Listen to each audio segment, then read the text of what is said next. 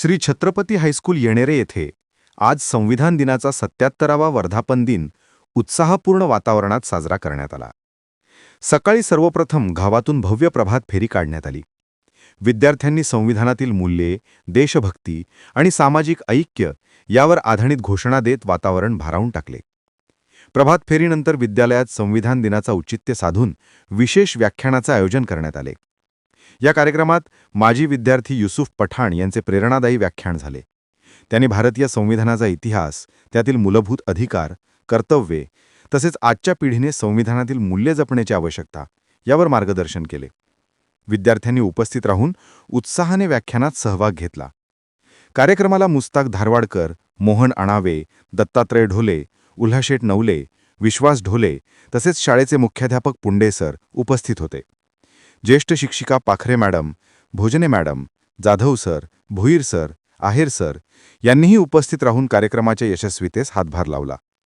विद्यालयातील सर्व विद्यार्थी मोठ्या संख्येने जमले होते.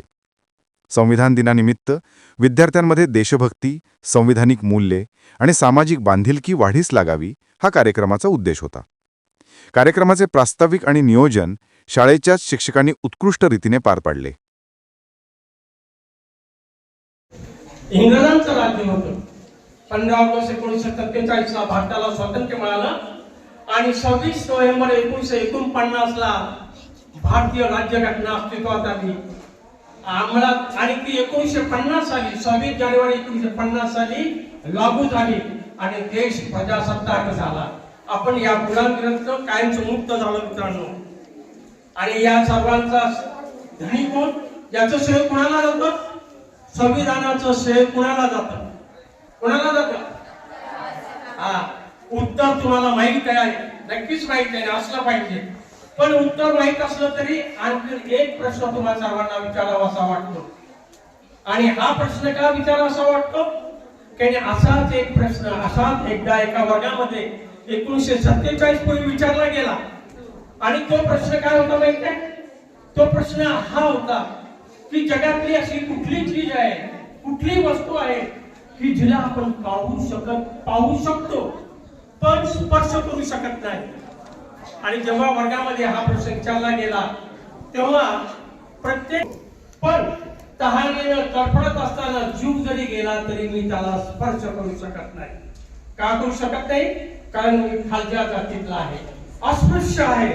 आणि हा अस्पृश्य विद्यार्थी दुसरा तिसरा कोणी नसून तेव्हा ते भारताचे संविधानाचे शिल्पकार डॉक्टर बाबासाहेब आंबेडकर.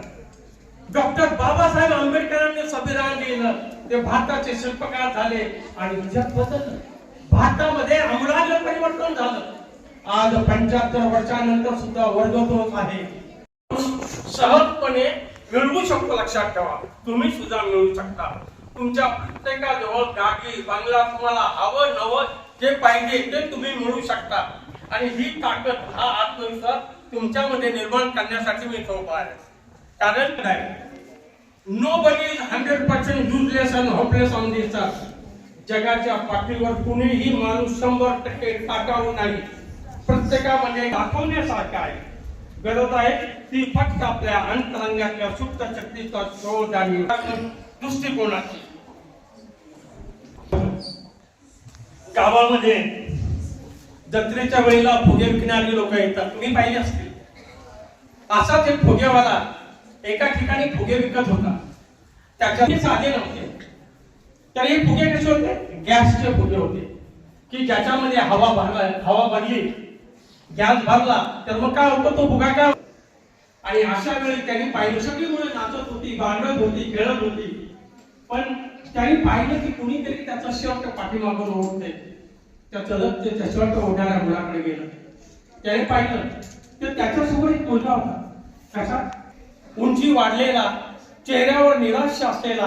आणि त्या फुगेवाल्याचं त्याच्याकडे लक्ष केलं. त्याने पाहिलं की त्याला विचारलं, बाळा तू हे संविधान अर्पण केलं आणि संविधानाची अंमलबजावणी 26 जानेवारी 1950 रोजी सुरू झाली. आणि तो खरा आपल्या देशाचा पहिला प्रजासत्ताक दिन. आज